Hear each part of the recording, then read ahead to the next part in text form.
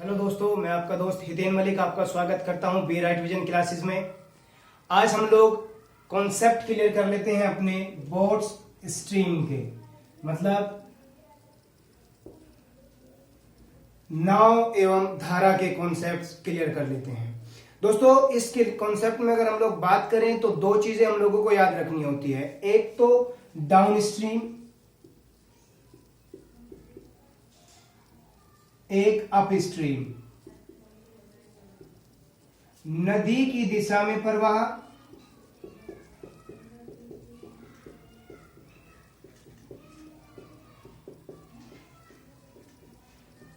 और नदी के विपरीत।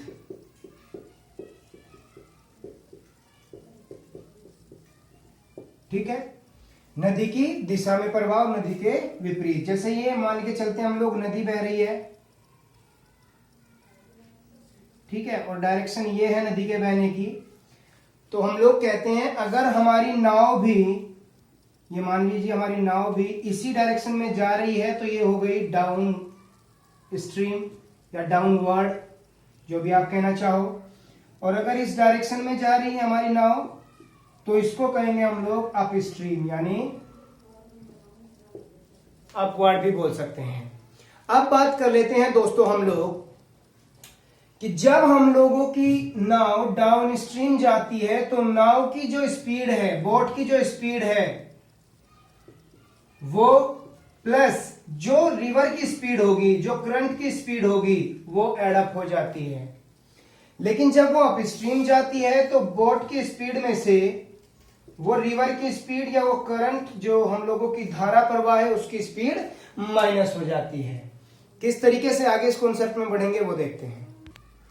बात करते हैं दोस्तों, डाउन स्ट्रीम अगर बोला जाता है तो हम लोग हमेशा लेके चलेंगे x प्लस वाई।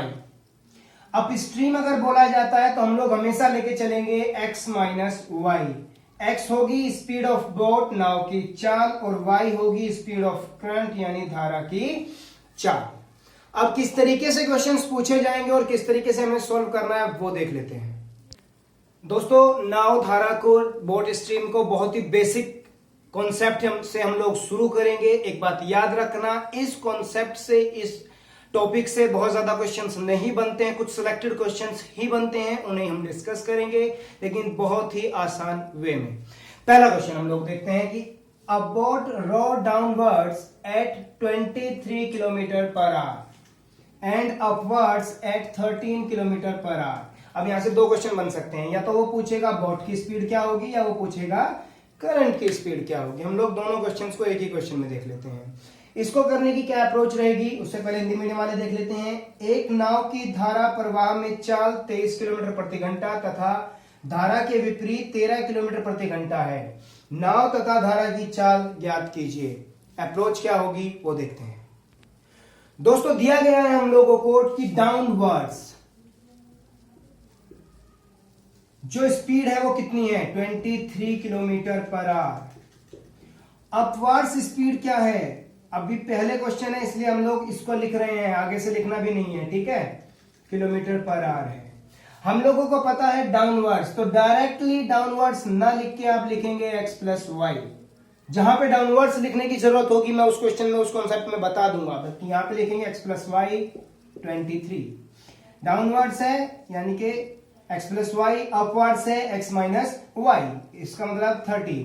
दोनों को एडअप कर दीजिए, y से y कैंसिल होगा और यहां से आ जाएगा 2x इक्वल टू, इन दोनों को ऐड करेंगे तो ऐड करके आएगा 36।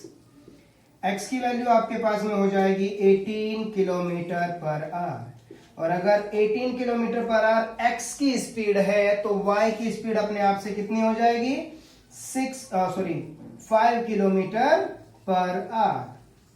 और यही दोनों मेरे क्या हो गए, आंसर हो गए। ठीक है, उम्मीद करता हूं कि यह कॉन्सेप्ट आपको अच्छे समझ में आ गया होगा। देखते हैं दोस्तों, अगला क्वेश्चन दिया गया है कि अ swimmer can swims a distance of 36 kilometre in 6 hours. 36 kilometre 6 घंटे में डाउन स्ट्रीम, और एक डिस्टेंस है 40 किलोमीटर की 8 घंटे में अप स्ट्रीम। आपको बताना है कि स्विमर की स्टिल वाटर में स्पीड क्या होगी। एक तैराक नदी प्रवाह में 36 किलोमीटर 6 घंटे में तथा नदी के विपरीत 40 किलोमीटर 8 घंटे में पार कर सकता है। तैराक की ठहरे जल में चाल क्या होगी? जब कभी भी आपसे यह पूछा जाए ठहरे जल में, तो इसका मतलब होता है जो जल की स्पीड है वो 0 मान ली जाती है। ठीक है, जैसे स्विमिंग पूल में जल की स्पीड 0 होती है। चलिए इस क्वेश्चन को करने में आपकी क्या अप्रोच रहेगी, हम लोग एक बार उस अप्रोच को देख लेते हैं। दोस्तों बात करते हैं, जैसे हम लोगों को पता है डाउनवर्ड, तो डाउनवर्ड्स हम लोगों ने अगर लिखते हैं तो यानी कि x प्लस वाई, और x प्लस वाई ये हमेशा क्या होती है भाई? स्पीड होती है ना। ठीक है, और स्पीड क्या होता है? डिस्टेंस अपॉन में टाइम। तो डिस्टेंस कितनी है? 36, और अपॉन में लिख लीजिए आप 6, यानी कि वो टाइम। तो कितना आ गया आपका? 6 किलोमीटर पर आवर, ये स्पीड हुई। यानी कि हम लोगों के पास में x प्लस वाई क्या बन जाएगा? 6। अब अपवर्ड की बात करते हैं तो हम लोग लिखेंगे x माइनस वाई, और यहां पे फिर लिखेंगे 40 अपॉन में कितना? 8, यानी 5 kmph। यानी आपके बात में क्या आएगा? x माइनस वाई कितना आ जाएगा? 5 किलोमीटर पर आवर। अब देखिए ये इक्वेशन 1 और ये इक्वेशन 2 उठाइए। x plus y equal to 6, x minus y equal to 5, cut कीजिए। 2x इक्वल टू हो जाएगा 11, और x हो जाएगा आपके पास में 5.5 किलोमीटर पर आवर। और यही क्या है? बोट की या उस स्विमर की ठहरे हुए पानी में चाल। अगर वो यहीं पे कह देता कि उसके पानी की चाल कितनी है, अगर वो डाउनवर्ड की बात करता है, यानी y की कितनी आ जाता? 0.5 किलोमीटर पर आवर, और ये किसकी हो जाती? धारा की चाल हो जाती। उम्मीद करता हूं कि आपको ये क्वेश्चन भी अच्छे समझ में आ गया होगा। अगला क्वेश्चन हम लोग देख लेते हैं। दिया गया है कि दो प्लेसेस के बीच की डिस्टेंस 216 किलोमीटर है। दोनों तरफ से एक एक बोट निकलती है, तो ऑब्वियस सी बात है एक डाउनवर्ड जाएगी और एक अपवर्ड जाएगी। एक की स्पीड 30 किलोमीटर पर आवर है और दूसरे की 24 किलोमीटर पर आवर है। ठीक है, आपको बताना है कि कितने समय के बाद वो दोनों बोट मिली होंगी आपस में। एक जगहों के बीच, दो जगहों के बीच 216 किलोमीटर की दूरी है। दोनों तरफ से एक एक नाव एक दूसरे की तरफ क्रम से 30 किलोमीटर पर आवर धारा प्रवाह है, 24 किलोमीटर पर आवर धारा के विपरीत चलती है। दोनों को कितने समय बाद एक दूसरे से मिलेंगी, क्या अप्रोच होगी वो देखते हैं। दोस्तों ये है, मैं मान लेता हूं यहां इस तरीके से नदी बह रही है। ठीक है, तो ऑब्वियस सी बात है यहां पे ये डिस्टेंस कितनी है? 216 किलोमीटर कंप्लीट। ये क्या हो जाएगा अगर इसी तरफ जाए तो डाउन, और ये क्या हो जाएगा? अप। तो यहां से जो जा रही है मैं उसको मान लेता हूं 30 किलोमीटर पर आवर, और यहां से जो जाएगा उसकी कितनी हो जाएगी? 24 किलोमीटर पर आवर। अब देखो क्या करना है आप लोगों को, इन दोनों की रिलेटिव स्पीड निकालनी। भाई आपस में जा रही हैं, ठीक है, मिल जाएंगे एक दूसरे से, तो रिलेटिव स्पीड की जब बात आएगी तो कितना हो जाएगा? इन दोनों को एडअप कर देंगे। कुछ ऐसे जा रही है, ठीक, उसमें से अपने आप से वो कैंसिल आउट हो गया होगा कि यहाँ पे जो डाउनवर्ड स्पीड दी हुई है वो 30 दी हुई है, तो ये x प्लस वाई रही होगी, x माइनस वाई रही होगी। तो ऑब्वियस सी बात है जो बोट वाली है वो अपने आप से कैंसिल, सॉरी वाटर वाली अपने आप से कैंसिल हो गई होगी। तो स्पीड रिलेटिव कितनी आई यहाँ से? 30 plus 24, that means 54 kilometre per our की मेरी स्पीड आई है, जो वो क्या आई है? रिलेटिव स्पीड आई है।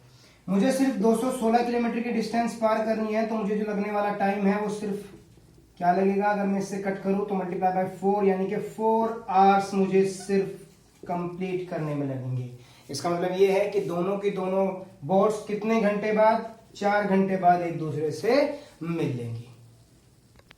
अगला कॉन्सेप्ट देखते हैं दोस्तों। कहा गया है कि एक बोट x से y और y से x वापस, मतलब come back in 4 hours complete, उसको x से y और y से x जाने में 4 घंटे लगे हैं, जिसमें उसने डाउनवर्ड और अपवर्ड दोनों की दोनों डिस्टेंस स्पीड कवर अप की है।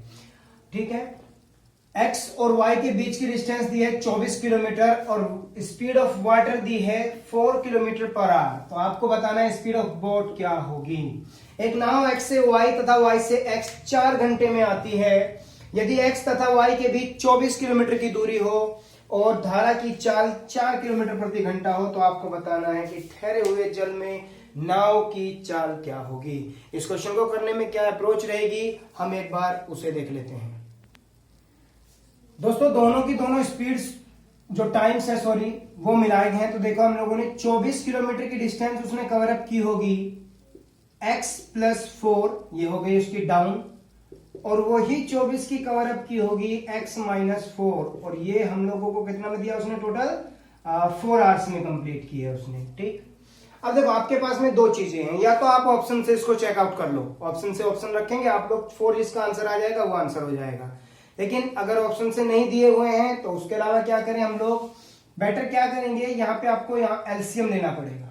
ठीक, यहाँ पे आपको थोड़ा सा बस एलसीएम लेना पड़ेगा, यानी कि x प्लस 4 और x माइनस 4, और आपको 24 तो x minus 4 plus 24 x plus 4 और इक्वल कितने रखना होगा 4 के, तब यहाँ पे एक इक्वेशन बन जाती है क्वाड्रेटिक, वो थोड़ा सा लेंदी हो जाता है। तो बेटर आप लोगों को अगर इस तरीके का क्वेश्चन फंस जाता है तो इसके लिए डायरेक्ट सॉल्यूशन यही है कि आप x की जगह पे, या y पूछे तो y की जगह पे ऑप्शन पिकअप कर लो, आप लोग ऑप्शन रख लो तो आपके आंसर आ जाएंगे। चलिए सपोज करते हैं ऑप्शन में दिया हुआ है हम लोगों को 4 6 8 10, 4 रखें तो 4 ये 0 हो जाएगा, नहीं हो सकता। 6 रखेंगे तो यहाँ पे होगा 24 अपॉन में 10, और ये हो जाएगा 24 अपॉन में 2, जो कि एक सिंपल 12 से कट कर दे रहा है इसको। ठीक, तो वो ज्यादा हो जाएगा। 8 रखेंगे तो 24 अपॉन में 12 प्लस 24 और अपॉन में कितना आएगा 4। ठीक, अब यहां से अगर हम करते हैं तो ये 2, और अगर यहाँ पे हम लोग करेंगे तो ये 6, यानी कितना हो जाएगा 8 आवर्स। तो ये ऑप्शन भी क्या हुआ हम लोगों का गलत हो गया। अगले ऑप्शन की अगर हम बात करते हैं तो कितना हुआ है 10 14, तो ये 14 हो जाएगा, और यहाँ पे रह जाएगा 6, तो ये भी ज्यादा हो जाएगा। तो ऑप्शन इसका मतलब कुछ और ऑप्शन अगर दिए हुए हैं तो आप वहां से उसको चेकआउट कर सकते हो।